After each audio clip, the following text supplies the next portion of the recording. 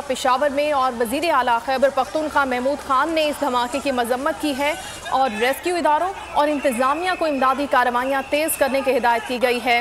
महमूद खान की जानिब से इस अफसोसनाक वाक़े की मजम्मत की गई है उनकी जानिब से, जो पेशावर में आज पेश आया है नमाज जुमा की अदायगी के दौरान, जिस हवाले से आपको हम अपडेट भी कर रहे हैं। पेशावर का ये इलाका कूचा रिसालदार और जामे मस्जिद में धमाका हुआ और इस वक्त आपको सुनवाएंगे डॉक्टर आसिम जो कि तर्जुमान है लेडी रीडिंग अस्पताल के। उन्होंने इस धमाके के हवाले से क्या कहा है, जो जख्मी वहां पर लाए गए हैं क्या बात की, आपको सुनवाते हैं। अभी इस धमाके के तकरीबन 50 से ज़ायद जख्मी जो हैं वो इलाज लाए गए हैं। अनफॉर्चुनेटली 30 जो है उसमें जाम बहक भी हुए हैं। फाइनल रिपोर्ट जो है ज़ख्मियों के बारे में और जो शहादतें हुई हैं, हलाकतें हुई हैं, उसके बारे में अभी थोड़ी देर बाद हम रिपोर्ट शेयर करेंगे, क्योंकि यहाँ पे बहुत ज़्यादा तादाद में जो है अभी और भी जख्मी आ रहे हैं और लोग भी बहुत ज़्यादा अंदर जमा हैं।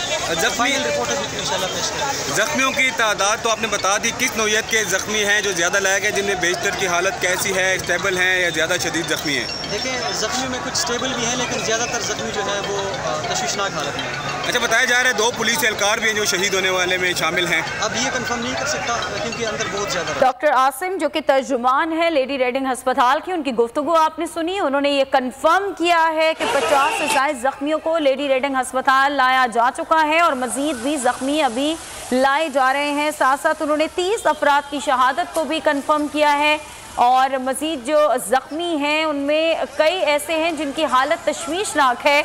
इस वक्त आप मनाज़िर भी देख सकते हैं, एक अफरा तफरी का आलम है, इमरजेंसी नाफिज है और जो पेशावर में दीगर जो अस्पताल हैं वहाँ पर भी इमरजेंसी नाफिज कर दी गई है और करीबी अस्पताल लेडी रीडिंग ही है।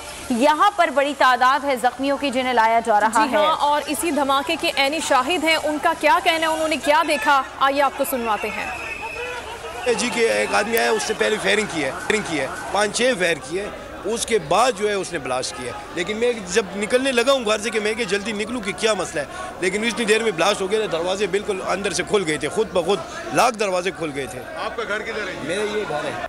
ये ऐनी शाहिद का बयान जो अभी हमने बोल की स्क्रीन पर आपको दिखाया, उसके मुताबिक यहाँ पर पहले फायरिंग की गई और फायरिंग के फौरी बाद धमाके की आवाज़ सुनी गई और धमाका इतनी शदीद नौयत का था कि लॉक दरवाजे भी खुल गए।